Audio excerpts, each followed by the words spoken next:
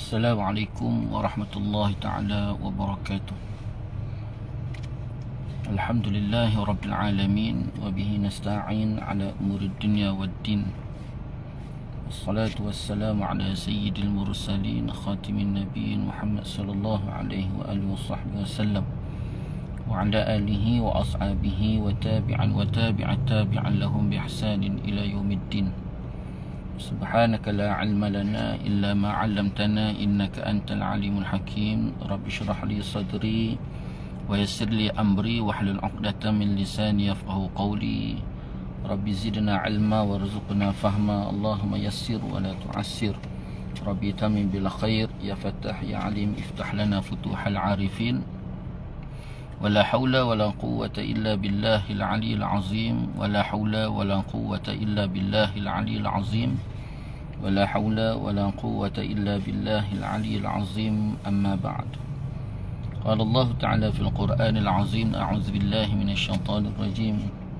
بسم الله الرحمن الرحيم. ألم نشرح لك صدرك ووضعنا عنك وزرك الذي أنقض ظهرك ورفعنا لك ذكرك فإن مع العسر يسرا Inna ma'al usri yusra fa idza faragta fansab wa ila rabbika farghab. Sadaqallahul azim. Alhamdulillah. Pertama-tamanya marilah sama-sama kita merafakkan rasa syukur pada Allah. Dengan keizinan Allah dapat sama-sama kita bertemu bersua dalam satu live. Sebenarnya sedikit pengisian yang berpandukan kepada tafsir Al-Azhar yang dikarang oleh Pak Hamka, dan insyaAllah kita akan mengambil sedikit masa lebih kurang dalam 20 minit ke 30 minit untuk bacaan kitab ni, rentetan daripada bacaan kitab tafsir sebelum ni. Dan setakat ni mungkin insyaAllah masa tidak ditetapkan, cuma melihat di mana ruang dan kesempatan yang Allah Ta'ala izinkan sepanjang 20 minit dan 30 minit tu untuk dikongsikan bacaan tafsir Al-Azhar ini. Dan kita harapkan semoga sampai satu ketika Allah izinkan untuk kita ada satu masa yang tetap. InsyaAllah. Bismillahirrahmanirrahim. Kita akan mulakan pertemuan kita pada hari ini di dalam juzuk 30, juzuk 30 tafsir Al-Azhar. Pak Hamka memulakan kata-kata beliau Alhamdulillah, pengantar kepada juzuk 30, pengantar kepada juzuk 30. Alhamdulillah, syukur kita yang sebesar-besarnya kepada Allah, Tuhan yang Maha Kuasa. Selawat dan salam semoga Allah curahkan kepada Nabi-Nya Muhammad sallallahu alaihi wasallam, junjungan kita putera Abdullah, serta sahabat-sahabatnya yang telah berjuang di samping beliau, baginda sallallahu alaihi wasallam, dengan setia menegakkan cita-cita kenabian. Demikian pula bagi seluruh ahli dan keluarga beliau, baginda sallallahu alaihi wasallam. Jadi dalam juzuk 30 ni, sebagai pengantar ataupun muqaddimah, Pak Hamka memulakan penulisan ini dengan memuji Allah Subhanahu wa taala dan menzahirkan rasa syukur pada Allah atas sifat Allah yang Maha Kuasa. Kemudian diikuti dengan selawat dan salam kepada junjungan alam Nabi besar Muhammad sallallahu alaihi wasallam, putera kepada Abdullah. Ayahanda Nabi SAW tu nama Abdullah, jadi dipanggil putera Abdullah. Dan selawat dan salam tersebut tidak lupa juga kepada sahabat-sahabat Nabi sallallahu alaihi wasallam yang berjuang menegakkan segala cita-cita kenabian. Cita-cita kenabian ni tidak lain dan tidak bukan ialah membawa umat untuk mengesakan Allah Subhanahu wa taala. Jadi para sahabat ni berjuang bersama-sama Nabi untuk sampaikan cita-cita kenabian tadi. Dan tidak lupa juga kepada seluruh ahli keluarga Nabi sallallahu alaihi wasallam. Ini sebagai pendahuluan kepada pengantar bagi juzuk 30. Pak Hamka sambung lagi kata-kata beliau, ini adalah tafsir Al-Azhar juzuk yang ke-30.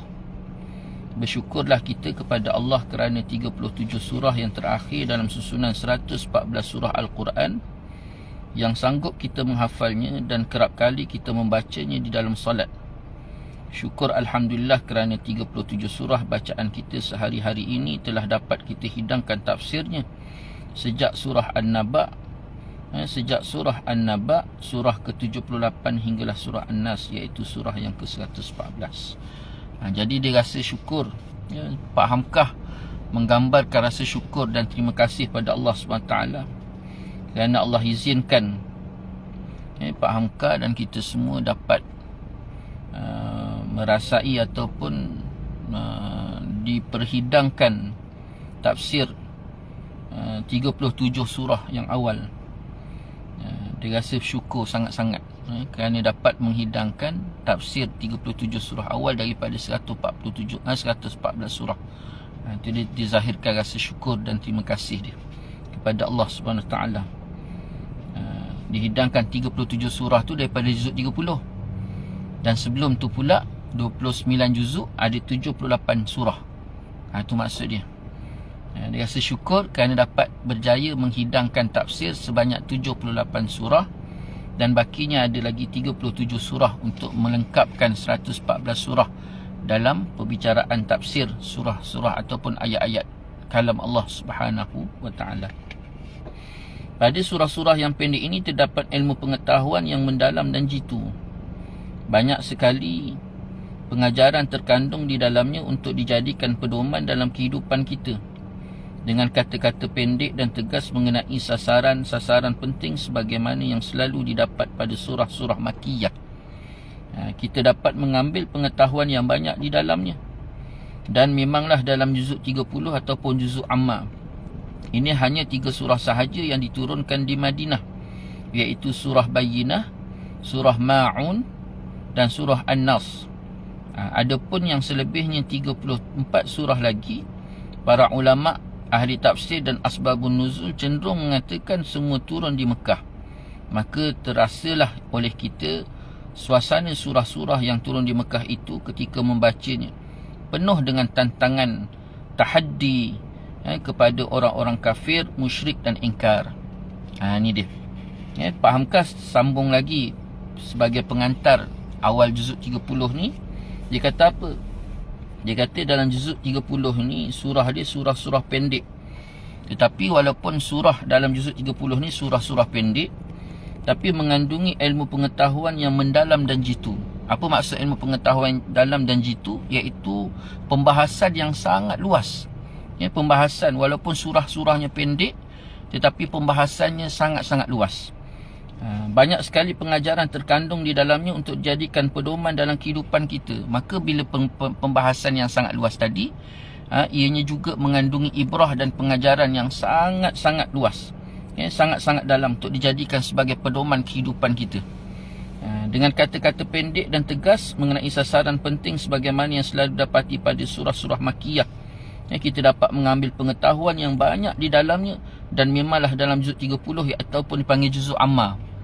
Jadi dengan huraian, dengan ibrah, pengajaran yang sangat, walaupun kata-kata dia pendek, tetapi dia mempunyai kata-kata yang tegas dan pengajaran yang sangat besar. Kerana surah-surah Makkiyah ni memang kandungan ibrah dia itu sangat-sangat tegas. Maksud sangat tegas ni, kalau kita lihat suratul Makkiyah. Makkiyah ni apa? Suratul Makkiyah dalam Quran ni ada 114 surah. Dalam Quran 114 surah ni terbahagi 2 kategori. Satu kategori dipanggil suratul Makkiyah, dan satu kategori yang dipanggil suratul Madaniyah. Suratul Madaniyah. Suratul Makkiyah ni iaitu surah-surah yang diturunkan oleh Allah SWT kepada Nabi SAW melalui Jibril AS sebelum daripada peristiwa hijratun Nabi SAW daripada Mekah ke Yathrib, ke Madinah. Dan suratul Madaniyah itu iaitu surah-surah ataupun ayat-ayat yang diturunkan oleh Allah SWT kepada Nabi SAW daripada peristiwa selepas daripada hijrah. Selepas peristiwa hijrah, mana-mana ayat yang diturunkan oleh Allah SWT kepada Nabi SAW itu dipanggil suratul Madaniyah. Jadi kedua kategori ni pula dia ada sifat-sifat dia. Kalau kita lihat pada surah-surah ataupun ayat-ayat yang tergolong ataupun dalam kategori makiyah ni, dia lebih kepada perbicaraan tentang i'tiqad, akidah, dan ayat-ayatnya pendek. Ayat-ayat dia pendek, tapi walaupun pendek, dia mempunyai penekanan yang sangat tegas, pembahasan yang sangat luas, dan juga ibrah pengajaran yang sangat-sangat banyak. Sangat-sangat banyak. Cuma dia kata apa kat sini? Itu hanya 3 surah. Dan memanglah di dalam 30 juzuk 30 ataupun dipanggil juzuk amma. Juzuk 30 ni dipanggilkan juzuk amma juga. Kerana apa? Kerana diambil daripada surah yang duduk pada awal juzuk 30 tadi. Amma yatasaalun. Amma yatasaalun tu dipanggil surah Naba, surah An-Naba, dan juga dipanggil juga sebagai surah Amma, surah Amma. Dan dipanggil juga juzuk 30 itu sebagai juzuk Amma juga. Dan memanglah dalam juzuk 30 ataupun juzuk Amma tu, ini hanya 3 surah sahaja yang diturunkan di Madinah, atau iaitu surah Bayyinah, surah Al-Ma'un, dan juga surah An-Nas. Adapun yang selebihnya 34 surah, para ulama ahli-ahli tafsir dan asbabun nuzul cenderung mengatakan semua turun di Mekah.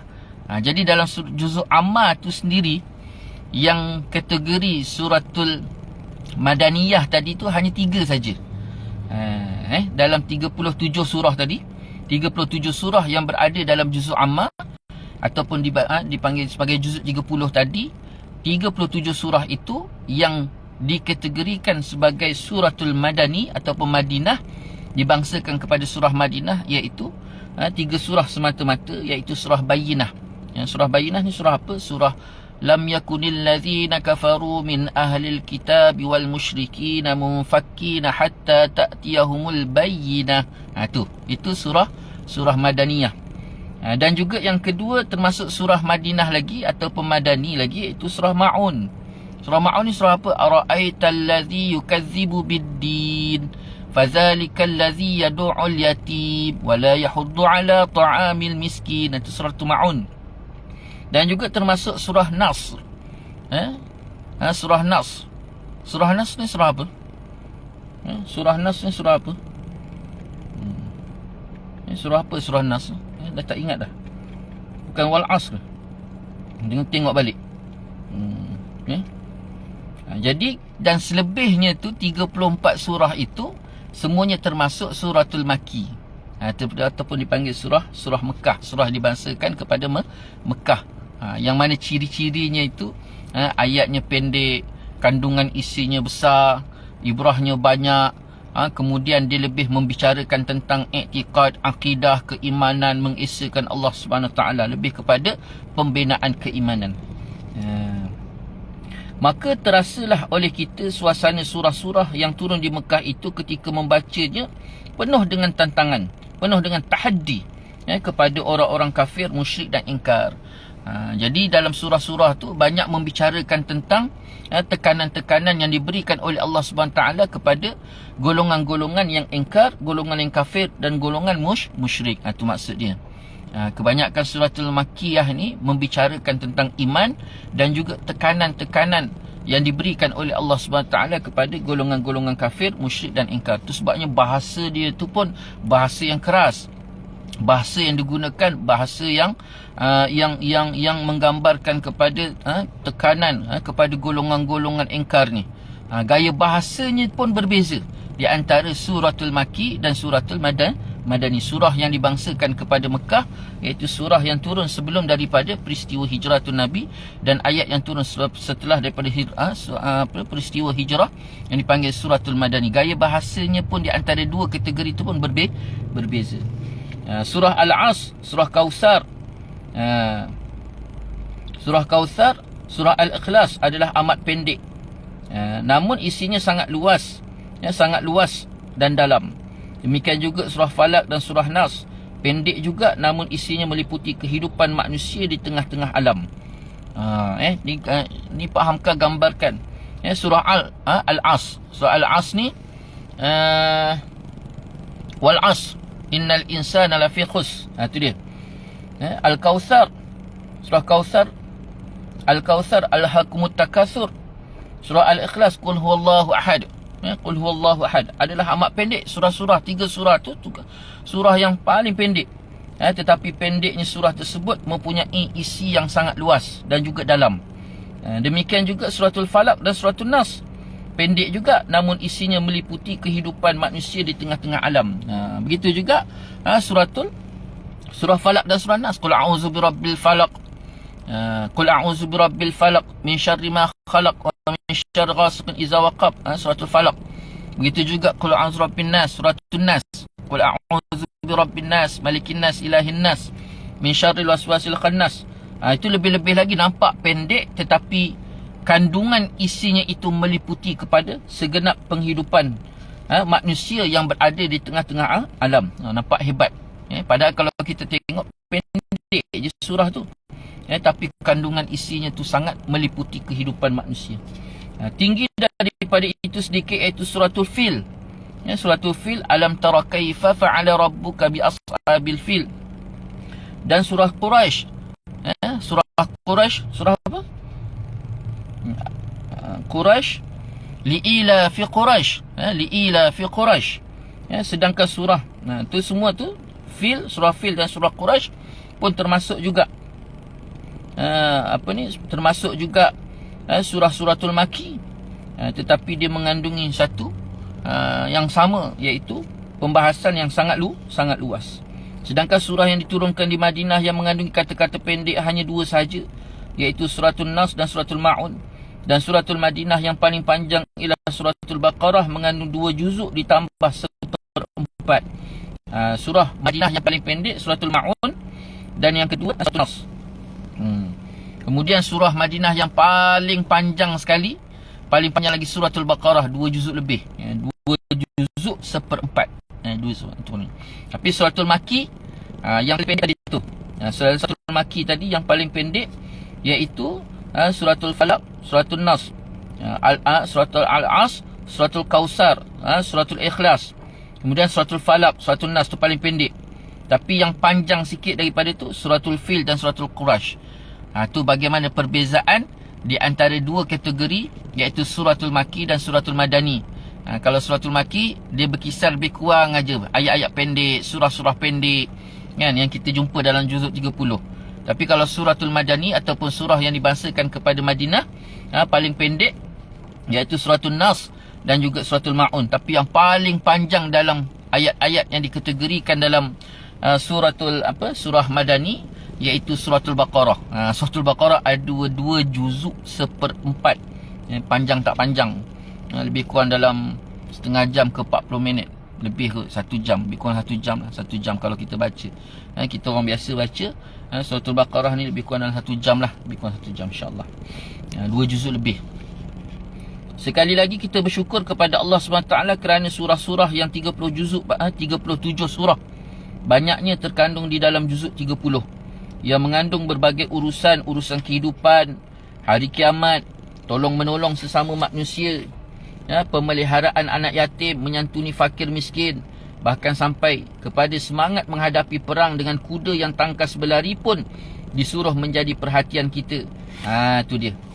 Jadi dalam juzuk 30 ni, Pak Hamka dia rasa bersyukur juga, dia kata, dan bersyukur juga, dia menzahirkan dan menggambarkan rasa syukur kerana dalam juzuk 30 ni 37 surah yang Allah datangkan dalam juzuk 30 ataupun dipanggilkan dipanggil juga sebagai juzuk amma.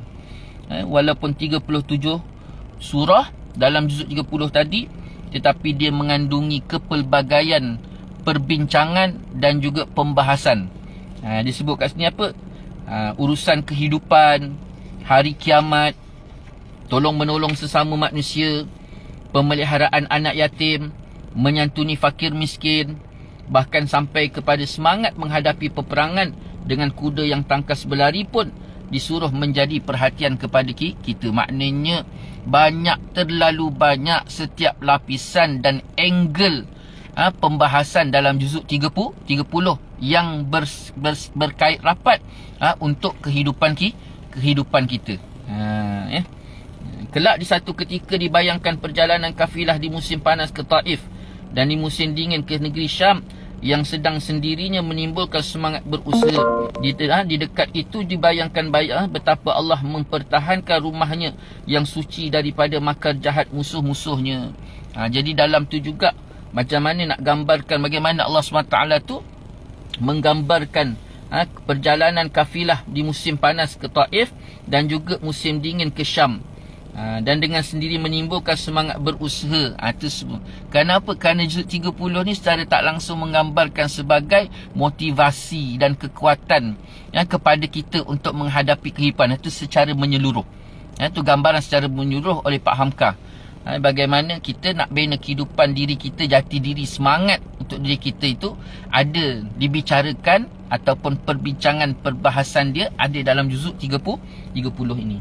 Dekat penutup kita dituntun dengan tauhid rububiyah dan tauhid uluhiyah yang terkandung di dalam dua surah, iaitu surah Al-Ikhlas dan surah Al-Kafirun.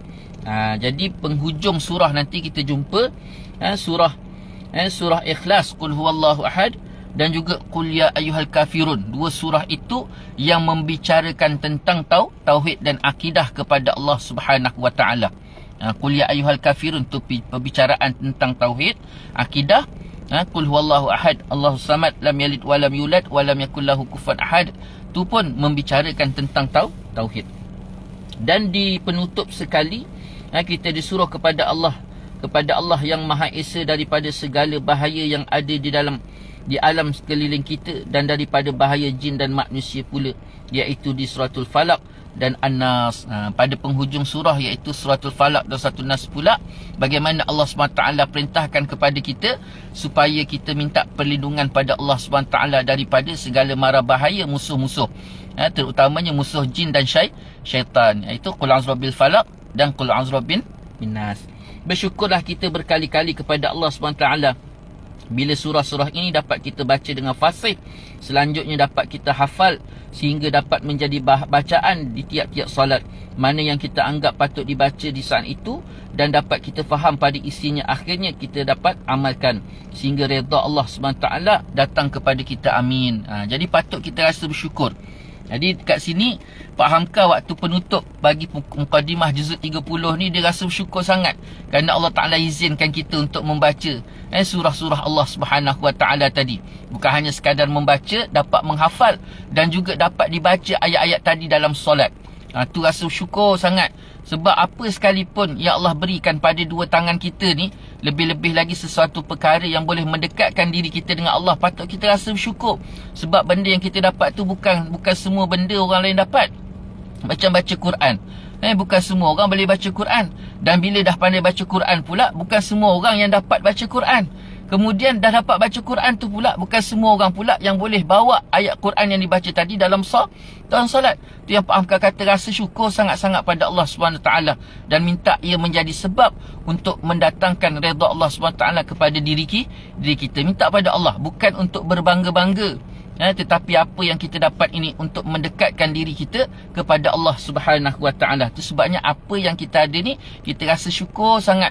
Terima kasih ya Allah. Kita tak ada apa-apa sebab segala-galanya datang daripada Allah. Kalau Allah Taala tak izinkan, maka kita takkan dapat. Maka segala apa yang kita dapati itu semuanya atas izin Allah, dan wajib kita bersyukur dan rasa rendah diri dan kembali pada Allah dan harapkan apa yang Allah beri itu menjadi sebab datangnya redha Allah SWT kepada kita. Dan akhir kata Pak Hamka kata, kerana dengan surah yang pendek-pendek tetapi mengandung berbagai ragam pengetahuan hidup dan bekal menghadapi akhirat, batin kita menjadi kaya dan iman kita bertambah teguh. Alhamdulillah. Itu penutup dia. Jadi walaupun surah-surah pendek, kita nak hafal surah Baqarah bukan mudah, nak hafal surah panjang-panjang. Jadi Allah sediakan surah-surah pendek ini tujuan untuk mempermudahkan kita supaya kita dapat membaca, dapat menghafal, kemudian dapat baca dalam dalam solat. Kemudian pula dia menjadi panduan secara tak langsung kepada kita, isi kandungan tadi. Sebab baca surah panjang-panjang ni takut tak terbaca. Jadi surah-surah pendek ni lah untuk memudahkan kita membaca dan mudah kita memahami isi kandungan dia, sebagai panduan kepada kita, motivasi dan kekuatan untuk kita melalui segala ragam recam-rencam dalam kehidupan ini. Jadi kita doa pada Allah SWT supaya Allah Ta'ala berikan kita kefahaman yang baik, diberikan kita jalan pimpinan, kekuatan untuk baca Quran, untuk fahamkan Al-Quran, kemudian kita dapat baca Quran dalam solat kita, kemudian semakin hati kita tu dekat sangat dengan Allah, kerana tidak ada jalan lain untuk mendekatkan hati kita dengan Allah kecuali kita membaca Al-Quran, mengetahui dan memahami isi kandungan Al-Quran, lalu kita minta Allah dekatkan hati kita dengan Allah Subhanahu wa ta'ala. Lalu Pak Hamka tutup mukadimah ataupun pembukaan juzuk 30 ini dengan Alhamdulillah, segala puji-pujian itu hanya hak bagi Allah Subhanahu wa ta'ala. Wallahu ta'ala alam. Jadi itulah sikit sebanyak untuk peringkat awal ni. Minta maaf kalau tidak ada announcement awal tentang perkara ni, tentang majlis ini, dan di mana ada ruang, ada kesempatan, insya-Allah dalam 20 minit, dalam 30 minit ruang yang ada akan kongsikan untuk membaca tafsir ni, dan mungkin boleh rujuk kepada FB Adani, insya-Allah. Wallahu ta'ala alam. Yang baik itu daripada Allah, yang tidak baik itu punya kelemahan anda sendiri. Mohon maaf di atas segala-galanya. Wabillahi taufiq wal hidayah. Wassalamualaikum warahmatullahi ta'ala wabarakatuh.